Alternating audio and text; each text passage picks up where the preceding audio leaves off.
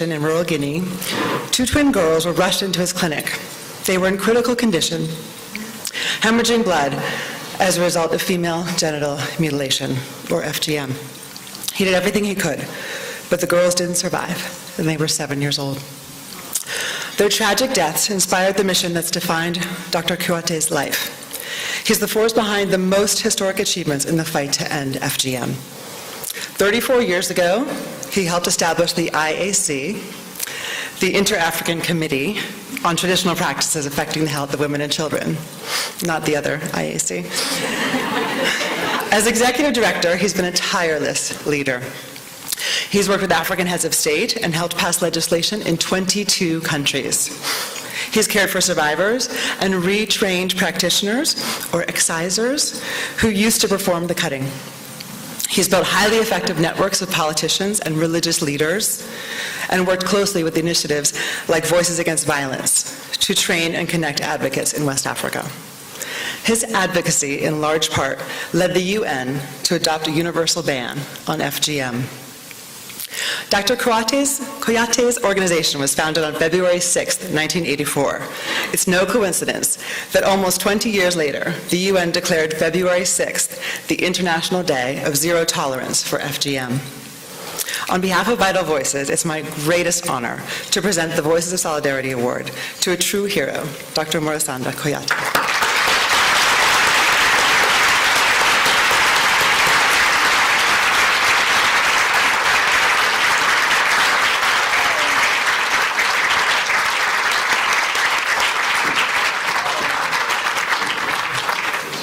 Thank you. Thank you. Wait, it's out of the way. Okay. Congratulations. Yes, I'll do your figure.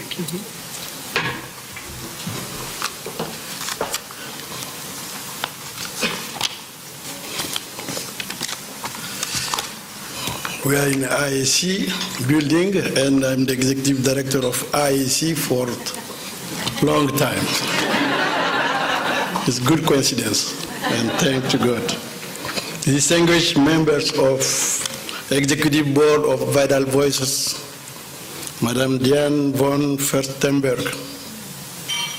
I'm so happy to meet you today. Distinguished members of Vital Voices, fellow recipients of the distinction of Voice of Solidarity, honorable guests, ladies and gentlemen, it is impossible for me to describe my emotion at being here among you this evening to receive this reconnection from Vital Voices, an organization founded and conducted by exceptional women who are convinced that the situation of men, many women and girls throughout the world is not a fatality, but the consequence of a disorder created by patriarchal societies, unfair and aggressive towards the most respectable part of humanity, women. Ladies and gentlemen, the name Vital Voice includes the word vital. I like this word, since our struggle is not only about defending the rights of women and girls, but also, and in particular, about protecting their sacred life. Many men and also many women think that rights of women and girls are gold nuggets in the men's pockets, and that they are free to distribute them depending on the frequency of the women's begging. Our common struggle to restore the balanced development of humankind through the restitution of the rights and all the rights of women and girls is not a gift, but the duty of all and everyone. Because the violence against women in general and female genital mutilation in particular, they are an insult to women and girls. This is why I have accepted with humility and great pride the prestigious distinction awarded to me and to my friends by Vital Voice after considering my modest career. Members and leaders of Vital Voice, I say thank you to you. Thank you on behalf of my family, my country, the Republic of Guinea, on behalf of millions of African women and girls, and particularly thank you on behalf of the twins, Hassanatu and Husseinatu, whom I saw dying in the prime of their lives as a result of female genital mutilation. Truly, I'm here and around the world on a mission on their behalf. Ladies and gentlemen, honorable guests, I would like to stress that I'm not an activist. I'm not an iconoclast or an agitator. I'm a revolted against an established and accepted disorder on the ruin of the discrimination against women and girls.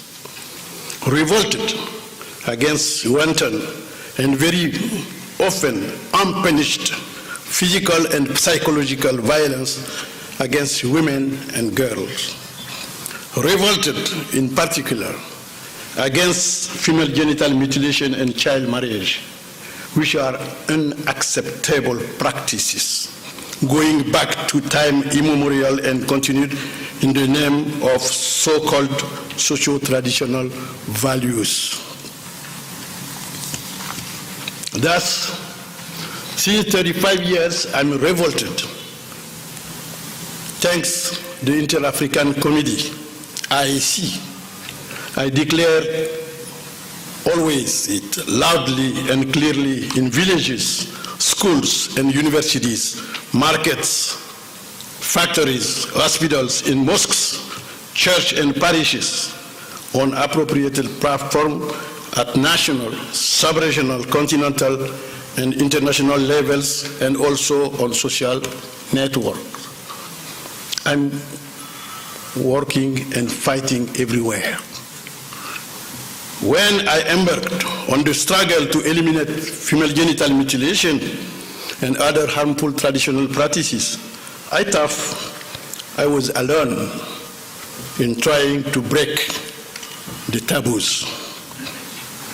Ladies and gentlemen, to my big surprise, 4 generations of my family stood up by my side. My mother, Sarankonde, who supported me unconditionally and who participated in all major activities of my organization. She was here with us in the United States of America, in Washington, D.C., in July 2017, to take part in the march against female genital mutilation. Yes, she was here. My mother passed away 1 year later, on July 11, 2018, at the age of 90. My wife, my children, and grandchildren made the struggle against harmful traditional practices in general and female genital mutilation in particular a family business, a family challenge, and a heritage they are proud to carry. Thank you for coming.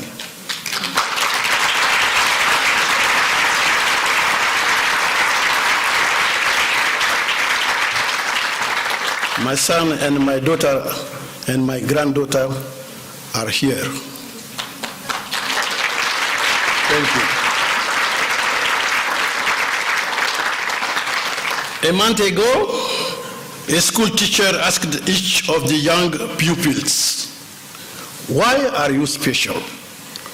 My 5-year-old granddaughter, Amina, answered, showing a drawing, "I am special because I'm not a victim of FGM. The 4th generation finally free from FGM, female genital mutilation. It's quite possible, and it's becoming a reality. We can and we must overcome and eradicate female genital mutilation. For this, we all need to realize the following. The struggle against female genital mutilation is not African, American, or European, and even less Asian. This struggle is a sacred duty of the whole of humanity. I dedicate this distinction to the twin Asanatu and Usenatu, to my parents, especially to my mother, to my family, to the millions of women in Kurusa, my city, in Guinea, in Africa, and all over the world who are the proven or potential victims of practices that are harmful to their health and that violate their fundamental rights. Last but not least, I would like to express my profound admiration for Vital Voices, and especially to its dynamic young ladies, Morgan, Kristen, and Leslie, who have broken down the linguistic, cultural, and racial barrier in order to create a critical mass in the exclusive service of women and girls throughout the world. Thank you, ladies.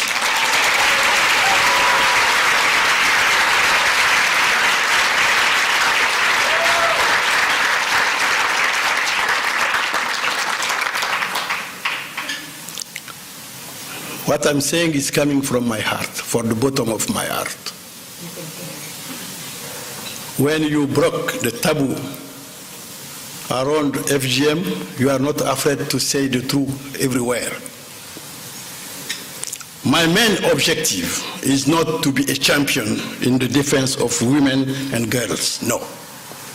My final objective is to see the women and girls defend themselves and protect themselves against injustice, discrimination, violence, and underestimation, and to succeed in this endeavor. The struggle continues. Thank you.